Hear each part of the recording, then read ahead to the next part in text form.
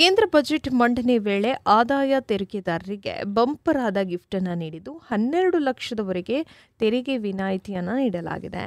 12 ಲಕ್ಷದವರೆಗೆ ಯಾರೆಲ್ಲ ವಾರ್ಷಿಕ ಆದಾಯವನ್ನು ಇರುತ್ತೆ ಅವರೆಲ್ಲರೂ ತೆರಿಗೆ ಕಟ್ಟುವಂತಿಲ್ಲ ಎಂದು ಈಗಾಗಲೇ ಕೇಂದ್ರ ವಿತ್ತ ಸಚಿವೆ ನಿರ್ಮಲಾ ಸೀತಾರಾಮನ್ ಅವರು ಘೋಷಣೆಯನ್ನು ಮಾಡಿದ್ದಾರೆ. ಅಂದರೆ ಇವತ್ತು ಬಜೆಟ್ ಮಂಡನೆ ಇತ್ತು. ಈ ವೇಳೆ ಅವರು ಬಂಪರ್ ಆದ ಗಿಫ್ಟೊಂದನ್ನು ಕೊಟ್ಟಿದ್ದಾರೆ.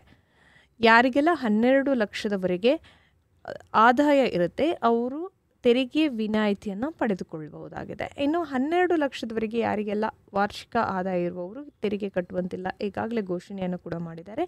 ಇನ್ನು ಇದು ಯಾರಿಗೆಲ್ಲ ಹೆಲ್ಪ್ ಆಗುತ್ತೆ ಅಂದರೆ ಮಧ್ಯಮ ವರ್ಗದಲ್ಲಿ ಹೆಚ್ಚು ಜನರಿಗೆ ಇದು ಅನುಕೂಲವಾಗುತ್ತೆ. ಅಂದರೆ ಈ 12 ಲಕ್ಷದೊಳಗೆ ಯಾರು ಇರ್ತಾರೆ ಅಂದರೆ ಮಾಧ್ಯಮದ ವರ್ಗದವರೇ ಹೈಯೆಸ್ಟ್ ಆಗಿರುವವರು.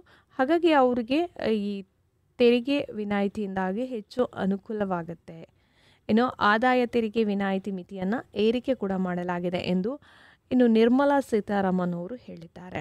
12 ಲಕ್ಷದವರೆಗೆ ಆದಾಯ ತೆರಿಗೆ ಇಲ್ಲ. ಇನ್ನು 4 ಲಕ್ಷದಿಂದ 8 ಲಕ್ಷದವರೆಗೆ 5% ತೆರಿಗೆ, 8 ಲಕ್ಷದಿಂದ 11 ಲಕ್ಷದವರೆಗೆ 10% ತೆರಿಗೆ, ಇನ್ನು 12 ಲಕ್ಷದಿಂದ 15 ಲಕ್ಷದವರೆಗೆ 15%, ಇನ್ನು 15 ಲಕ್ಷದಿಂದ 20 ಲಕ್ಷದವರೆಗೆ 20%, ಇನ್ನು 20 ಲಕ್ಷದಿಂದ 24 ಲಕ್ಷದವರೆಗೆ 25% ತೆರಿಗೆಯನ್ನು ಕಟ್ಟಬೇಕಾಗುತ್ತೆ.